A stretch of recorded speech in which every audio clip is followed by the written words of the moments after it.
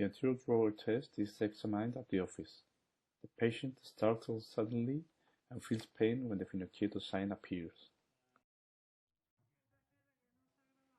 The same maneuver is performed at the operating room under anesthesia, with the surgeon pushing the patient's tibia forward with his left forearm, blocking the foot with his right one. A jam sign can be seen when a stronger traction is applied. Subsequently, an arthroscopic examination of the knee is performed. An ACL tear was found in this case. Then the medial meniscus was explored, and the main surgeon performed an anterior drawer test while the assistant was driving the camera. The subluxation of the free edge of the posterior horn of the medial meniscus was found on a Tonat's type 4 meniscal wrap lesion.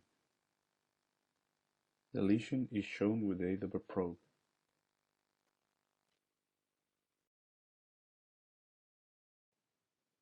In a different case, a Finochietto jam sign was found on a Tonat's type 1 meniscal ramp lesion when performing an anterior drawer test. A remnant of the synovial tissue can be seen when the subluxation of the posterior horn of the medial meniscus appears. The lesion is shown again with the aid of a probe.